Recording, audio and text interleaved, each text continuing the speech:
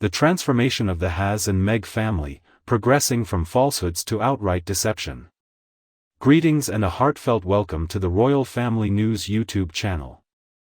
Meghan effortlessly tells lies, just like she takes a breath.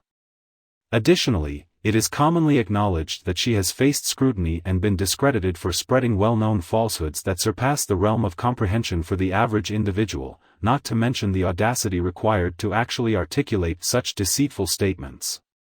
Similar to the falsehood she shared about their genuine marriage occurring 3 days prior to their extravagant wedding ceremony. She defied not just the Archbishop, but also the royal family and the entire nation by uttering that falsehood. Oprah was the one she confided in, while Harry simply remained silently present. His lack of response indicated his approval of the falsehood. Furthermore, it is hard to overlook Meghan's exaggerated curtsy while she recounted her initial encounter with the late Queen. In the first installment of Harry and Meghan's Netflix series, Naturally, Harry passively sat by while Meghan once again disrespected and belittled the memory of his grandmother, the Queen. An extraordinary lady who devoted an astonishing 70 years to serving mankind with sheer brilliance. Let's contrast that situation with Harry and his malevolent spouse, Meghan. However, even Harry has started to participate in it. He has progressed from tacit approval to actively asserting his opinions, and his blatantly falsified claims in his genuinely honest autobiography have made it evident that Harry's mind is so impaired by substance abuse that he can't even recall his recent actions, let alone events from the past. In my opinion, that is the most compassionate reasoning I can think of, my dear friends.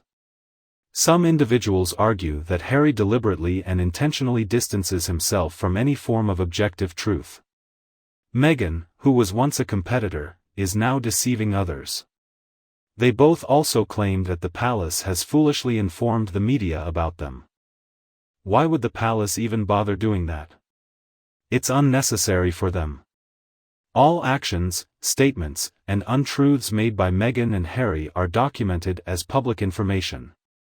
Additionally, it is worth mentioning that during one of Harry's interviews, the specific one of which I cannot recall, he clarified that they did not make any accusations of racism against the royal family.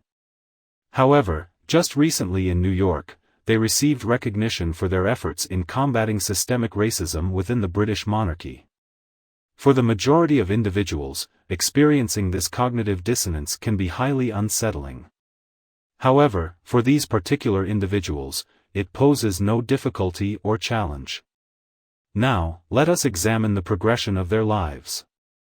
The remarkable ability of the human mind to swiftly transition from a practical, real-world existence to a harmful and egocentric realm would astonish even Charles Darwin. That is naturally the location where they currently live. Meghan's greatest innovation ever is embodied in My Truth. Her standard response used to be her truth. To put it differently, Meghan strongly believes she has the right to express her thoughts without being questioned because she perceives it as her personal truth. To put it simply, I express my grievances to someone who will actively listen since others' opinions hold no importance to me. Meghan and Harry's only remorse was being exposed. It is believed that Meghan and Harry expressed misgivings regarding the timing of their Oprah interview. Harry's grandfather was in a critical condition when this happened. The spokesperson expressed regret over the situation and acknowledged the necessity of their actions. Once more, that word "but" resurfaces. That completely cancels out or invalidates everything stated earlier. In this scenario, it essentially implies that we disregarded the possibility of delaying the interview broadcast as we were more interested in launching an offensive at the earliest opportunity. The level of our publicity was declining, ultimately. And does it truly matter in any significant way? Regardless, his fate was sealed and death was inevitable. We were determined not to allow him to impede our progress. I frequently hear them express their fondness for saying I, too, have forgotten. This reply proved to be quite advantageous and served as a clever response to Judge Warby's discovery of Meghan's blatant lies before a British court. It was a bold move considering the book in question was Do's Finding Freedom. Jason Knopf presented the judge with emails that exposed the falsehood in Meghan's statement. Suddenly, to her surprise, she was struck with a severe bout of amnesia. This situation revolves around Meghan's belief that the judge would not take action against a member of the royal family for deceiving the court, a reference to the email issue. She simply believed that it was a privilege of being part of the royal family. Narrative is a term that holds great appeal to them. Meghan tends to employ it when she perceives a threat in others' statements. Contradicting her truth may include various elements. In essence, she is implying that others are conspiring against her and fabricating falsehoods. This is precisely Meghan's constant wrongdoing. Meghan is believed to have imparted the knowledge of the term narrative to Harry. He may not be familiar with the term, but it appears that he is gradually understanding it. Furthermore, lenses are also something that she greatly enjoys. I assume she implies that if someone acts in a way she dislikes, it implies that both individuals lack depth or substance. Is she not aware of the well-known phrase, "the camera never lies"? However, Meghan seems to want us to believe that it does not apply to her and Harry's documentary series, despite the fact that they were constantly being filmed. In terms of visuals, Meghan attempted to redirect the entire series by suggesting that director Liz Garbus portrayed it from her own perspective. Meghan's message was that she strongly resents Liz Garbus for portraying both her and herself as superficial individuals. Despite Liz Garbus being a talented director, it seems impossible for her to enhance the appearance of both individuals. It appears that Harry is facing some issues with his memory as well. Perhaps both individuals are experiencing early stages of dementia. During an interview, Harry expressed that his memory is solely his own, regardless of circumstances.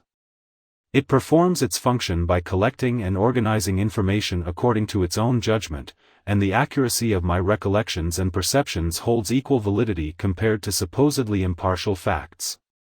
I'm at a loss for what to do with that. Consider pondering the proficiency with which Jason Knopf verified Meghan's claims using her own email correspondence. She reached a stage where she had to offer an apology due to her apparent memory lapse. All the aforementioned terms share a commonality. Meghan holds the belief that every term possesses an endless capacity to repel mud from adhering to both her and Harry. I must give credit to her for this. Meghan possesses an exceptional determination to employ linguistic tactics in order to conceal and redirect her lies. It is evident that this does not function efficiently. However, they continuously create fresh vocabulary and proceed forward. Last year, Harry embarked on promoting his memoir as an authentic and sacred representation of his life. Afterward, we find ourselves with his publication, Spare, essentially serving as a compilation of his carefully selected recollections, which he associates on par with presumably unbiased information due to his less than perfect memory. This reality is completely different from Harry's initial promises. The reason behind this is that he has gained knowledge from Meghan, who is renowned for her dishonesty, that the concept of truth is non-existent. Alternatively, one could perceive it as inconveniencing if it fails to align with their personal desires or benefit. Harry has cleverly developed the skill of altering these purported facts to better align with his own interests. In essence, it is advisable to prioritize a compelling narrative over absolute truth, especially when there is financial incentive involved. In the event of getting caught in falsehoods, there is no need for concern. There are numerous effective approaches to eliminate any discomfort. Simply choose one of the aforementioned terms and you'll be all set in the immediate future. In the future, I regret to say that there is no possible means of avoiding it. If you choose to embrace a violent lifestyle, you should be prepared for its consequences when the time comes. What are your thoughts on Meghan and Harry? Please share your opinions in the comments section below, and we can engage in a discussion about them as well. If you find my video helpful, consider showing your support by liking and sharing it with loved ones who would also appreciate it. Furthermore, we kindly encourage you to become a subscriber of the Royal Family News channel, ensuring you stay updated with upcoming videos. Once again, we sincerely appreciate your presence. Farewell, I'll return to see each one of you later this evening.